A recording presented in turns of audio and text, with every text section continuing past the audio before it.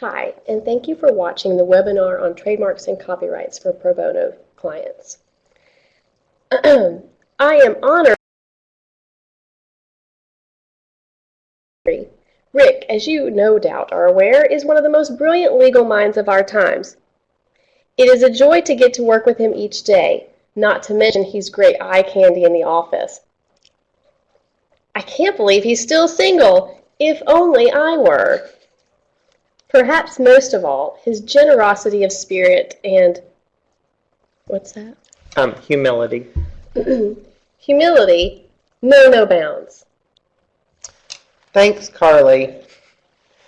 Carly and I are here today to talk about trademarks and copyrights in the nonprofit world. Carly is trademark paralegal on our team and is well-versed in the area of trademark, and I work with both trademarks and copyrights. So we'll take it away with Carly telling you a little bit about trademarks to start. Thank you. Okay, so what I would like to begin with is what you want to consider when beginning with trademarks. The first thing that we like to talk about is brand selection. Who are you going to be? What do you want the look of your organization to be like? Names you're choosing, things like that. Then we'll search and clear those sort of things for you, especially, the first thing you probably consider is the name of your organization or any rebranding if you already are established organization.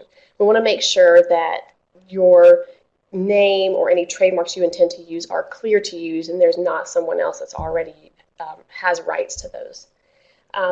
Then we'll talk about prosecution, and sometimes that's a confusing term, but what that means in the trademark field is we will file trademarks and try to gain federal registration rights for you. Also, usage requirements and things that you want to consider when you're using your trademark in the marketplace, and the enforcement of your mark to ensure that other people don't infringe on the rights that you've worked so hard to get. Next slide. Okay, what is a trademark? Simply put, it's a word, slogan, design, picture, anything associated with your goodwill, services, or business. How does a trademark function? Well, there's a few ways. First, it can function as a source indicator. It lets the consumer and your clients know where those goods or services are coming from. It also gives them quality assurance.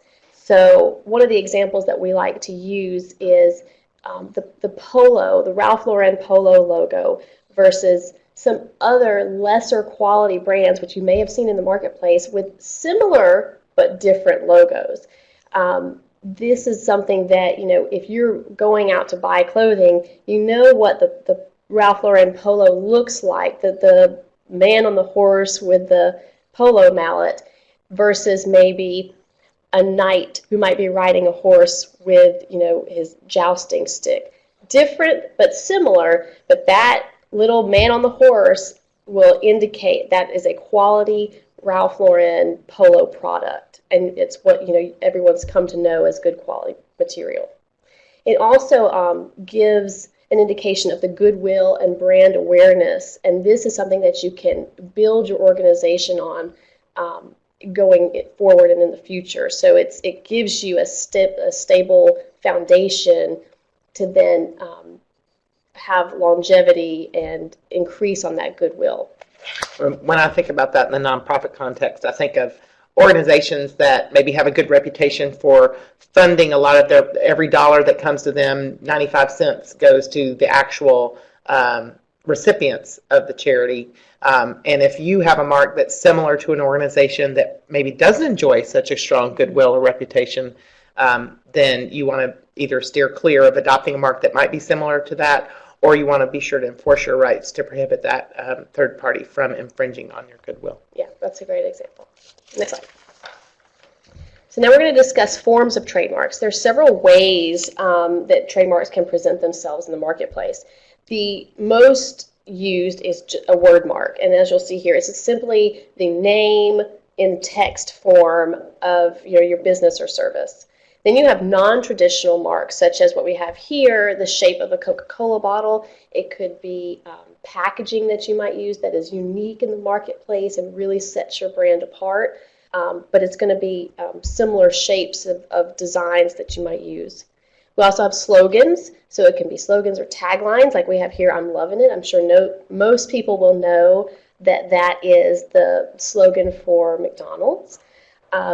Composite marks, which basically take word marks and design marks and then combine them. So that is considered a composite mark where you have text and design.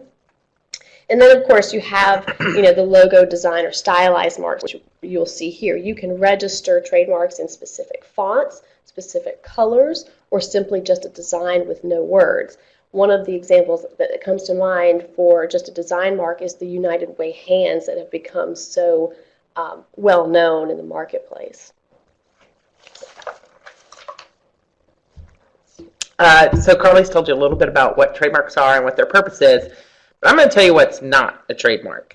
As an intellectual property attorney, the term intellectual property is intended to identify a wealth of different types of property, but not real property. That's why intellectual property is distinguished. And there are different forms of intellectual property. Carly's told you about trademarks, which is one very important and big form of intellectual property, which serves to identify the source of the goods or services being sold using that mark. Apart from that are copyrights. Copyrights are used to identify the underlying content. It's the expression of an idea in a tangible medium, and I'm going to talk about that more in just a second. In addition are patents. I think for patents, most often we think about inventions. It could be processes or business methods as well. But patents are really intended to protect inventions and give people exclusive rights for a limited period of time to their invention. Also, there are trade secrets. Trade secrets are confidential information that you're not going to share widely, certainly not with your competitors. The Coca-Cola formula is kind of a iconic example of a trade secret, but it can be anything from a list of clients. So if that's confidential to you, or a list of vendors, if you've worked hard to kind of cobble that together and build those relationships, and you treat that as confidential information, then that might be considered to be a trade secret. And last is a right of publicity, is another form of intellectual property. You, I, Carly, we all have a right of publicity in some form. They can't take my picture and put it on a package of Depends undergarments as the spokesperson for incontinence if I didn't sign up to do that. And likewise, you couldn't lift my image off of this video and use it to promote your charity without my permission, because I have a right of publicity in my name, my likeness, and my image. And those things are protected by a separate body of law than trademarks. With respect to copyrights, as I noted, it's the expression of an idea in a tangible medium. So if you just have an idea, you have an idea that you want to start a charity that is going to give underprivileged girls prom dresses. That's a great idea, but it in and of itself is not protectable. There may be other organizations that choose to do that, and likewise, they cannot prohibit you from moving forward with that idea. But if you fix that idea in a tangible medium, you very likely could have a copyright interest in the idea itself. And here we've got a number of examples. Artwork is a classic example. A photograph, I mentioned you can't use my photograph without my permission. So in this picture, I believe it's of Miley Cyrus. Mm-hmm. It's a pretty dated picture from the more recent Miley Cyrus that I've been witness to. But Miley has a right of publicity in her image. You couldn't just slap that on something. But the photographer also has a copyright interest in that photograph. So to use that photograph to promote your goods or services, you would need not only Miley's permission for her right of publicity, but the photographer's permission for his copyright interest. Other examples are music, books, films, software code, sculptures, or more likely for most nonprofits, written materials, your website, your brochures, your newsletters, any materials that you use for promotional purposes, any artwork that people create in order to promote fundraising activities or something like that. I know my kids' schools often put together some artwork for posters and things like that. You have a copyright interest in that expression that's fixed in a tangible medium. Now, how do you get this copyright? Well, I've got great news for you. The first thing is you don't have to do anything. As soon as you fix it in the tangible medium, copyright interest is secured automatically. However, that may not be the best way to go about protecting your copyrights. Oftentimes you want to register your copyright. It's not required in order to establish a copyright interest in the work, but in many cases it is recommended. What rights are covered by the copyright? If I own a copyright in something, I have the exclusive right to reproduce it, to prepare derivative works, to distribute it, to perform it, or to display it. So to reproduce it is to copy it. You're watching this film right now. If you copy this film and put it up on your website, you have infringed the copyright of the Pro Bono Partnership of Atlanta, because they have exclusive ownership of the rights, and you have also misappropriated my right of publicity and my image. Likewise, to prepare derivative works. A classic example of a derivative work is the sequel to a movie, Godfather 1, Godfather 2, Rocky 88, whatever it is. Those are derivative works.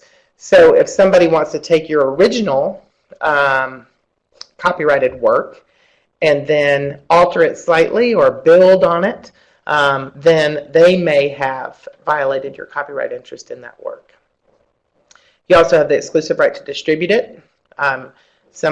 You might have a publication that you've printed and you send it out by mail to all of your clients, and then if one of those clients decides they want to go out and collect many copies of them without copying them themselves, but then distributes it to an area where you would prefer not to distribute it, then they may have violated your copyrights. And finally, perform and display, I think, are self-explanatory. Earlier I mentioned that it's not necessary to register, but it is recommended. And I think for nonprofits, it is most likely going to be recommended when you've put some effort into putting that material together.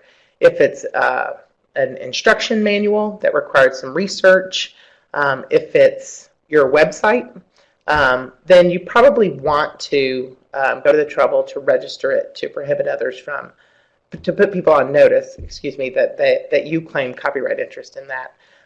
The good news is it's cheap.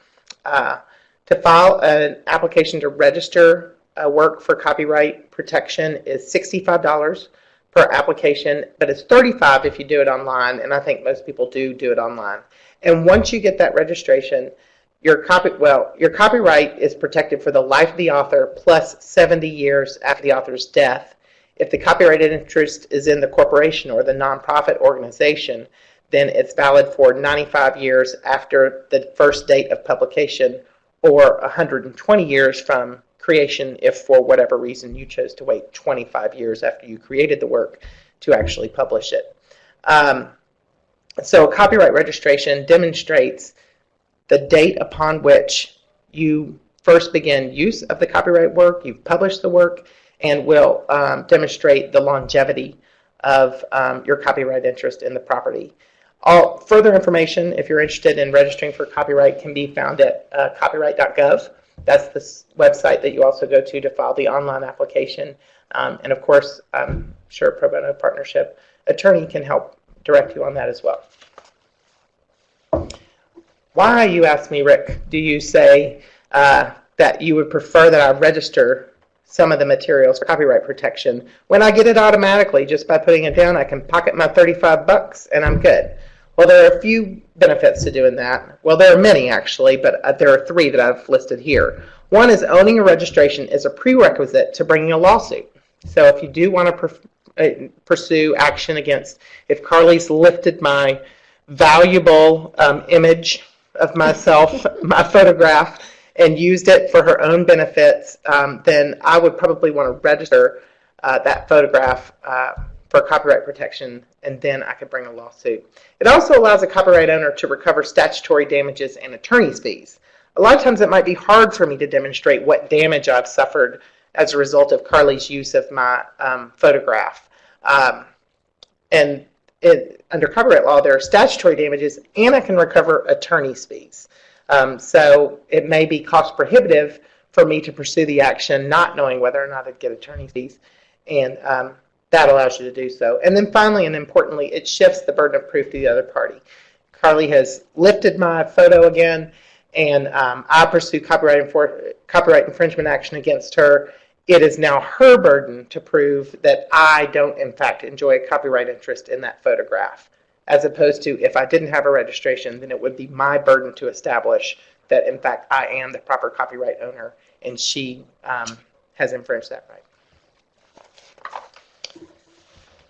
I think I mentioned earlier some materials for which nonprofits may claim copyright protection, promotional materials, educational materials, training materials. Importantly, event photos. I know a lot of nonprofits like to take photos at fundraisers and at events at which they're delivering services to their clients and put them on their websites. Be sure that you've gotten a release from the photographer and from the people featured in those photos before you publish them on your website. Again, the photographer owns an interest in the copyright, and the people featured have a right of publicity in the use of their image. And then finally, your website is probably a pretty good example of something in which you may claim copyright protection. Now, Carly's going to tell us more about trademarks. Okay, we're going to switch it back to trademarks. So in the nature of brand selection, what we think of in deciding about your brand is what we call the distinctiveness spectrum. So what you'll see on the slide is you go from generic to fanciful, and what that does is you have a more narrow protection, or maybe even no protection in the generic form, to a much broader protection in the trademark world of a fanciful trademark. So generic simply means, in the example here, action figures, or as it relates to a nonprofit, maybe if your organization is called Homeless Shelter, it's simply stating what the good or service is. It is generic. There is no protection provided for naming your organization Homeless Shelter if in fact you are a homeless shelter. Something that may provide a little bit of protection but is still pretty narrow is a descriptive trademark. Our example here is World News for a news network, pretty descriptive of the services that they provide, news of the world. If we think about the charitable field, if your organization is called Feed the Sick, it's descriptive of your services, but maybe not exactly generic. So moving forward into the suggestive realm, let's say you have Meals on Wheels, right? So that is suggestive of your services, but not as descriptive as Feed the Sick was. So you have a broader net of protection over a mark like Meals on Wheels because it is not descriptive, but just simply suggestive of the services that you provide. Another example of a pro bono client I think Rick has worked with is Enchanted Closet. Somewhat suggestive of what they might do, maybe provide clothing, but not descriptive exactly of the services. Getting even broader rights and able to garner more protection is an arbitrary mark, such as Dove for soap, or another example we were thinking of is March of Dimes. If you didn't know what March of Dimes did, the name itself doesn't really invoke their actual mission. You might think it's a financial organization that likes to organize 5Ks maybe. So 10Ks. 10Ks, exactly, good one. So those are arbitrary marks where the name doesn't necessarily relate at all to the goods or services that they provide. And then at the very end of the spectrum, we have fanciful. Sometimes made up words, completely different from anything you could think of as to what they do. Here we have Exxon, which isn't a word, is just simply the only thing that Exxon is an oil company. If you tried to register Exxon for soap products, because it is such a fanciful term, even though they don't sell soap, you are likely never going to get a trademark registration for Exxon for any goods or services because they have chosen such a fanciful mark, and it provides the broadest net of protection over their brand. One organization that we found that we thought was fanciful was Axion International. I don't think that word has any meaning in the English language, so we would consider that fanciful and pretty great spectrum of protection for their brand and their mark. There's a constant struggle, I know, between the trademark lawyer who wants you to have a pretty fanciful mark so that you can have these really strong rights, Exxon and Axion. These are terms that don't have any meaning, but your marketing people probably want you to have a mark that connotes some meaning to your potential consumers or donors or something like that. So you want to try to find a happy balance between something that is unique and original, but also delivers a message to your consumers that you want it to have. Another thing to consider when selecting your brand or rebranding is the standards and practices implications that it may present. And this is, consumer perception or any other commercial impressions that you can think of. And, here we use an example of an acronym, right, for your organization. If you were the World Teaching Foundation and you ever needed to, the example I think of is creating apps these days. Oftentimes you are forced to shorten your name so that it fits into the tile that will then appear on a phone. Well, if your initials are WTF, in today's world, that doesn't initially invoke World Teaching Foundation. It invokes something else that you may not want people to think is associated with your organization. So those sort of commercial impressions are really something to think about when you're selecting your brand and creating your organization. So some of the factors that we consider in our legal analysis.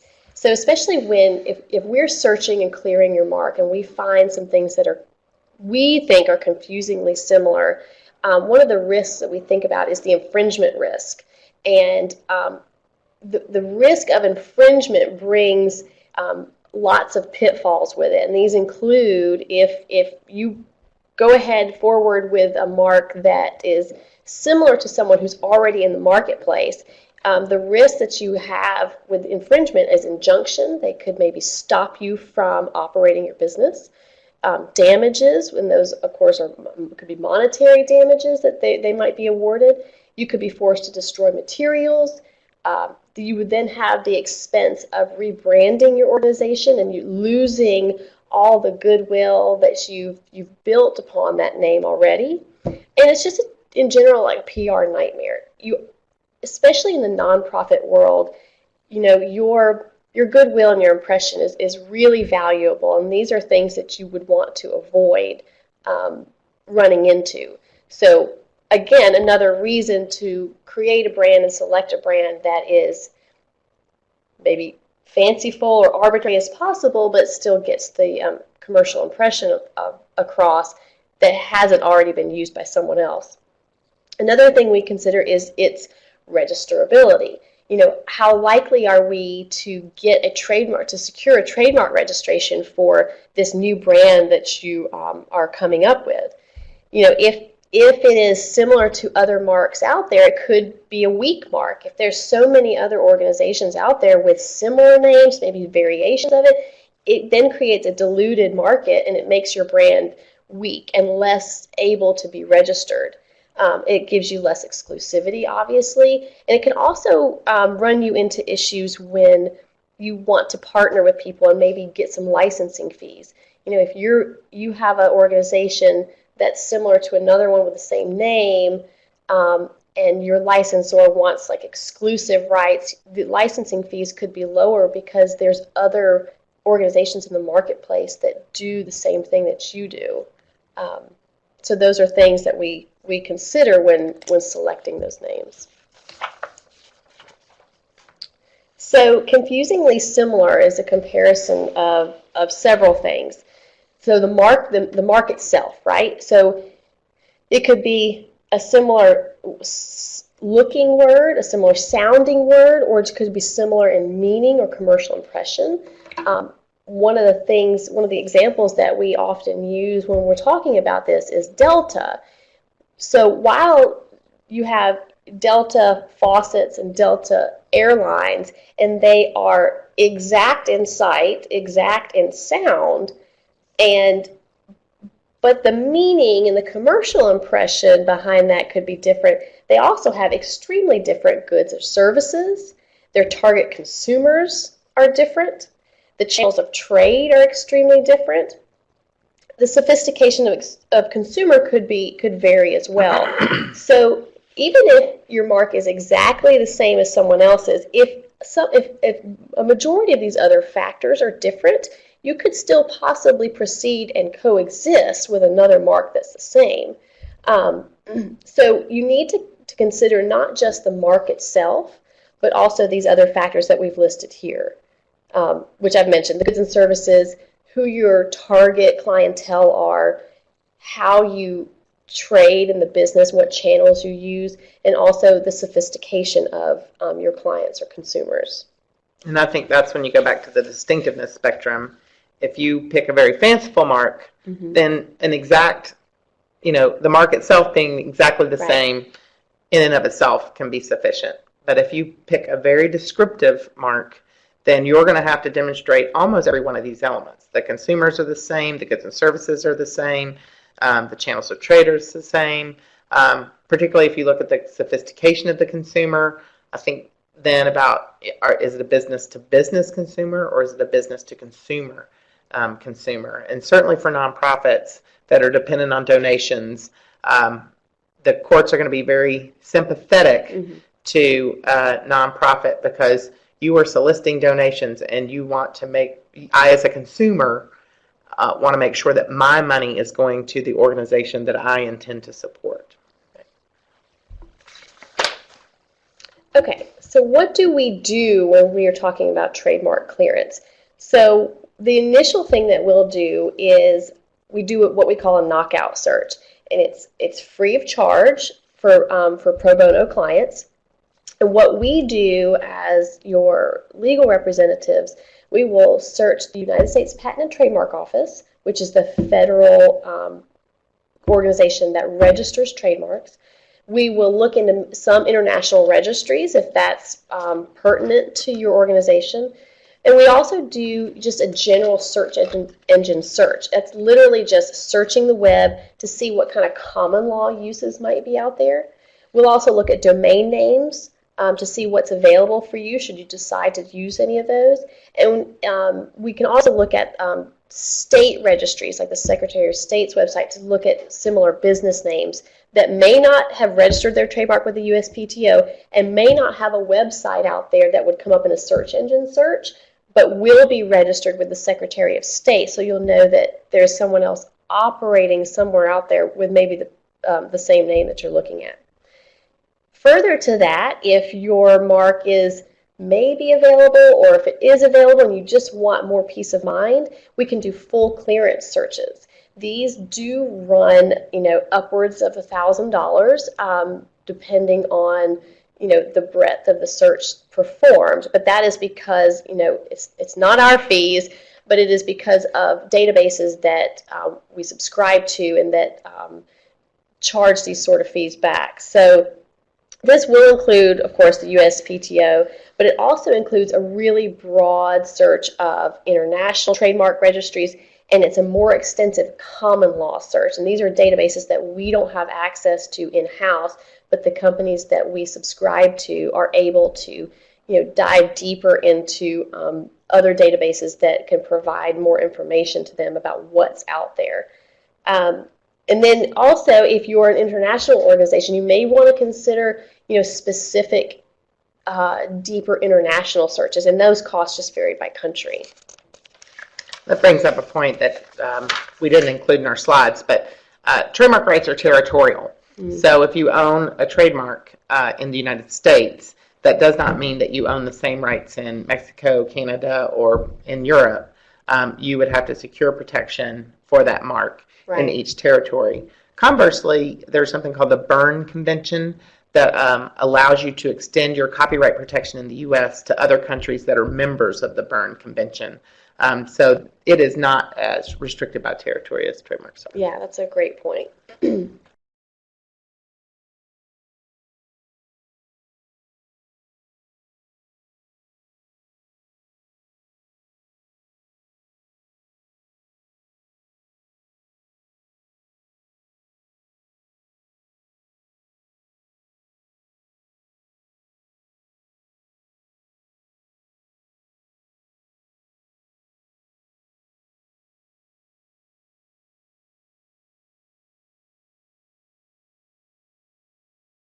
Okay, so what do you do if we've done a clearance search and the mark that you love is not available? I mean, the first and easiest thing to do would be to select something alternate. But you could also maybe think about a variation of that mark and modify it in some way that is different enough in a legal assessment that we feel would be more unique and more registrable. If you decide that you really love the mark and you just want a little bit more information about the other party that is using something that you're interested in, we can do investigations. We can try to get more information about, well, are they actually operating a business, or maybe they just, they registered this mark but they're not using it anymore. There's always information that we can get for you to then assess the next steps. Those next steps may be a coexistence agreement, and that means reaching out to that party and trying to find a way where you can both operate in the marketplace together, but maybe your services are in a small way different, or you will agree not to do this one aspect that they operate in. So there's different ways we can come to an agreement where you could both coexist. Or we could try to buy them out. And that would just be acquiring their marks. Maybe they just don't care, they don't want to use it. But those are all options that you can pursue if we do find out in the clearance portion of the trademark search that your mark, the one you decided on, is not available.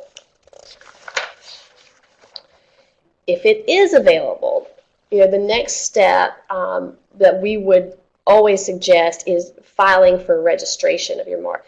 And while, trademark rights are use-based and you do get rights just based on your use, it's always, just like it is for copyright, it's always recommended that you try to pursue a registration certificate with the USPTO.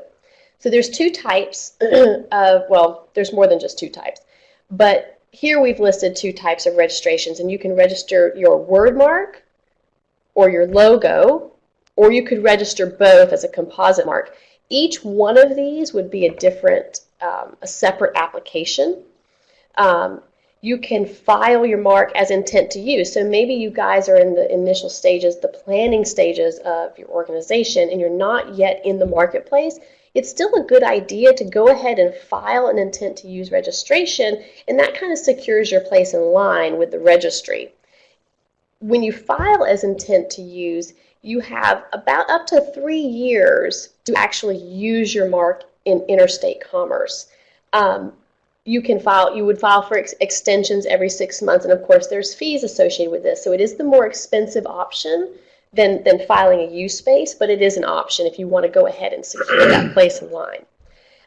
If you are actually using the mark, then of course you want to file a use space application. But please note that you must be using your brand in interstate commerce. You can't just be, confined to only the greater Atlanta area. So this would include, maybe mailing out brochures to clients around the U.S., having a website which is accessible by people all over, that maybe they can purchase products from. Anything like that creates an interstate commerce, then you can file use-based application.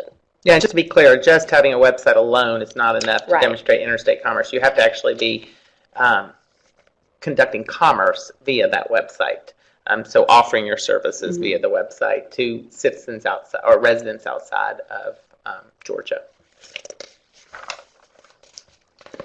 When filing the trademark, just so that you know, the USPTO divides goods and services into 45 classifications, and they call this is the NICE classification system. What we've listed here is just a few examples of classifications that might be pertinent to pro bono clients. I think the most frequently used, in my experience, is probably class 45 or class 35, and that's going to protect, your basic business services. And once you do that, you might then also think about all the other things that you do that fall into any of these other classes, like particularly education, if you do any seminars or webinars, things like that, retreats. Those are all things to consider. Of course, each of those is a separate fee. Every class that you try to register your mark in is going to be the $325 filing fee. So,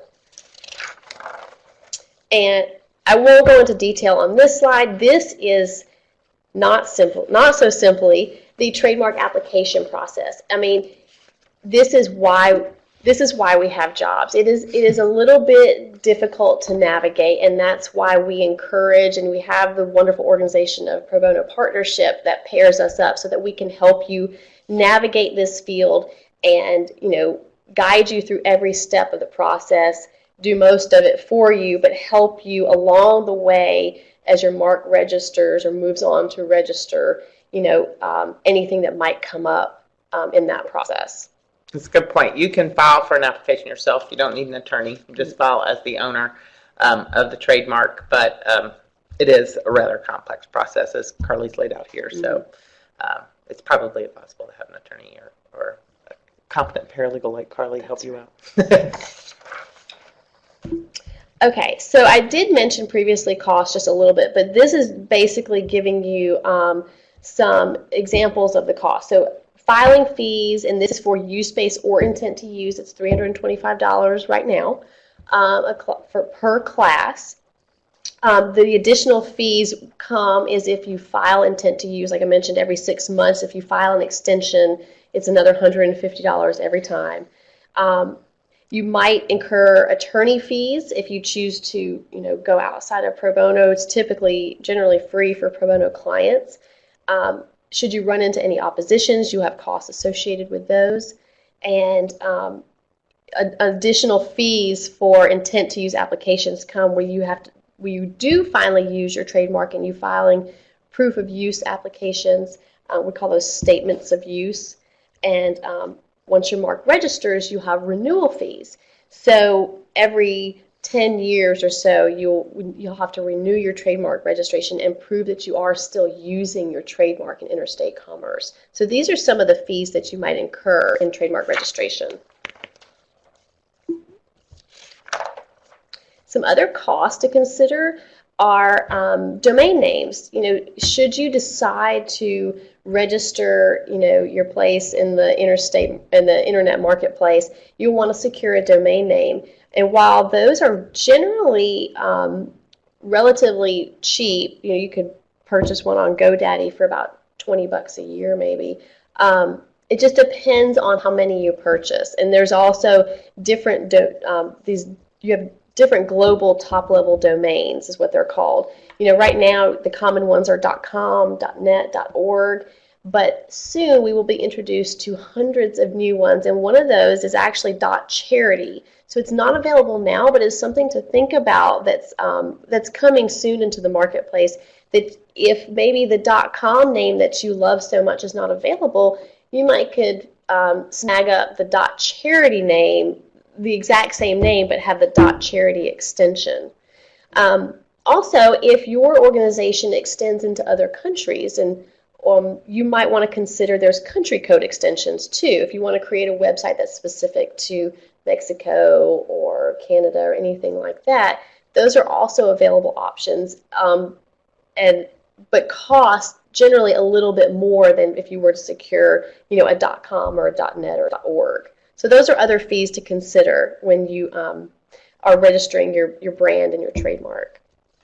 Thanks. Mm-hmm. So Carly's talked to you about how you go about selecting a brand, how we search and clear those brands, and then ultimately how we prosecute, how we secure trademark registration for those brands, as well as some ancillary costs like domain names for that. I'm going to talk to you about how you use your brand. What should you do?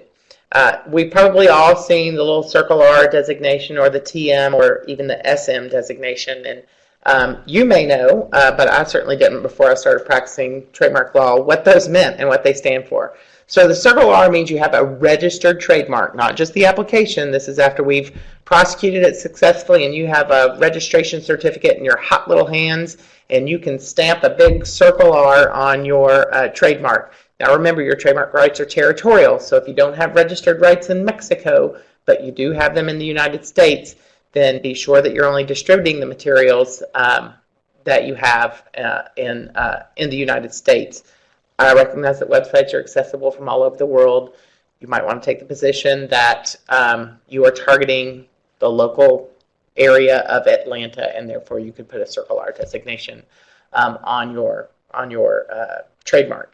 A TM designation is an unregistered trademark. So if you've just filed your application but you haven't gotten the registration certificate, you'll see a little TM there. Or an SM is like a subset of the trademark, the TM designation, and it's just for services. And in most cases with the nonprofits, you are providing services, so you could use the SM designation if you prefer. But frankly, I just usually use the TM regardless. Mm-hmm. You'll put that designation usually on the lower right-hand corner of your mark. You don't want it to actually touch the mark. You want to have just a little bit of white space next to it. And then you only need to put it on the first and or most prominent use of the mark on the materials. So you don't have to put a Circle R every time you mention your company name in a newsletter. Just maybe if it's on the header, then you'll want to put it there. Then you need to put a legal line at the bottom, and I'm going to talk to you in a minute about what that legal line will say, but it refers back, just like a footnote, it refers back to that Circle R or that TM or SM.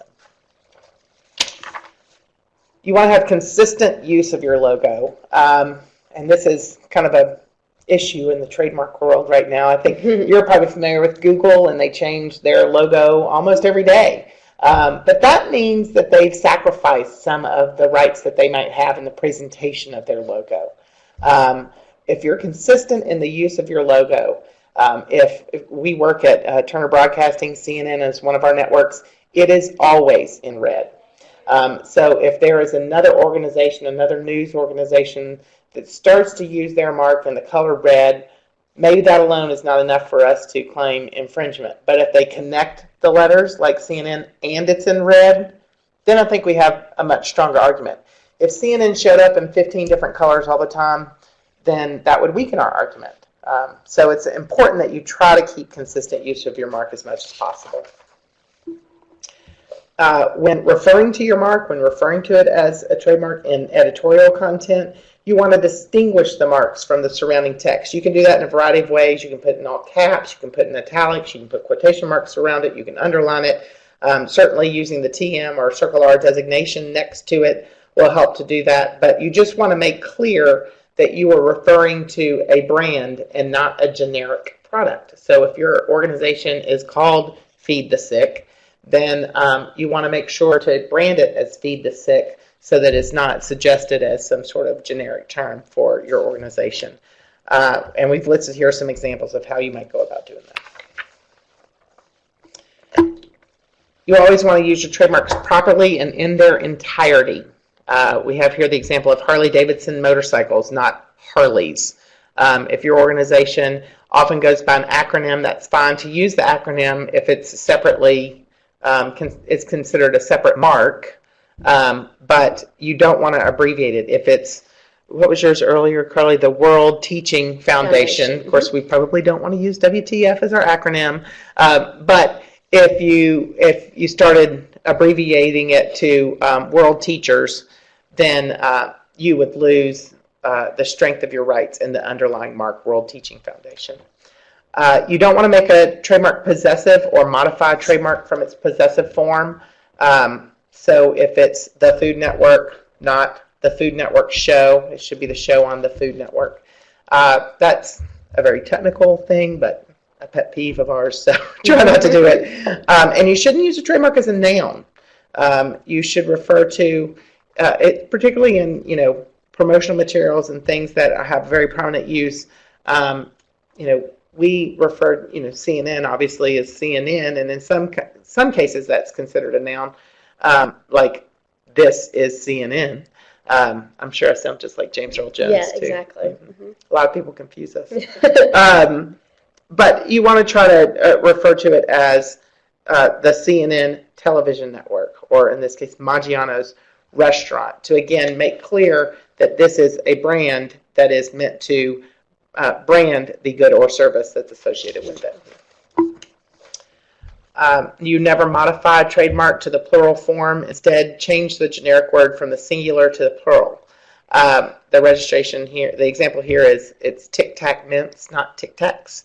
So certainly we all refer to them as Tic Tacs. Mm-hmm.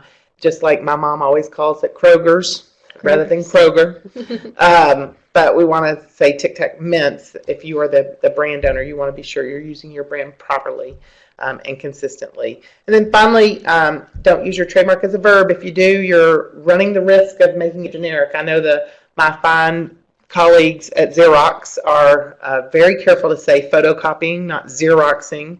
Our good friends, we have a former colleague who's now at Google, and he would certainly say conduct a search, not Google the term. So you want to be sure to do that to avoid any implication that might become a generic term and you'd lose your trademark rights. And then finally, what's the importance of that? Well, I'm asking you to do all these little technical rules. Well, A, it protects the strength of our brands, which equals exclusivity and value. If you are feed the children, then you want to be sure it's always clear that it's feed the children, not feed the kids, not feed the children's, I don't know. Because that protects the distinctiveness of the mark, and it increases the value and goodwill associated with the mark. Also, if you don't properly use it, you could run the risk of becoming generic. As I mentioned, our friends at Xerox and Google probably worry about that to some degree. We've listed here a few terms, like escalator was once a brand name, but it has now become a generic term for moving stairways. And then finally, I promised you that we would talk about legal lines. Remember, I told you about the Circle R, the TM, or the SM designation. And the bottom right-hand corner is the preferred place. It doesn't have to be. It can be elsewhere close to the mark. And then at the bottom, this is particularly on your website or on your newsletters, I would love to see a legal line that puts the world on notice that I am the owner of this intellectual property and I'm the one claiming rights. That's going to look something like Circle C for the copyright, and a Circle R or a TM designation, depending on which one you put next to your logo at the top. The year of publication, the name of the entity that claims ownership rights in the trademark copyright, and then I like the words all rights reserved. Not everybody requires that, but we like it. And so it would read something like, if your organization is World Teaching Foundation, TM and Circle C 2014 World Teaching Foundation Inc. all rights reserved. And that's how you would properly use your mark. So we've walked you through trademarks and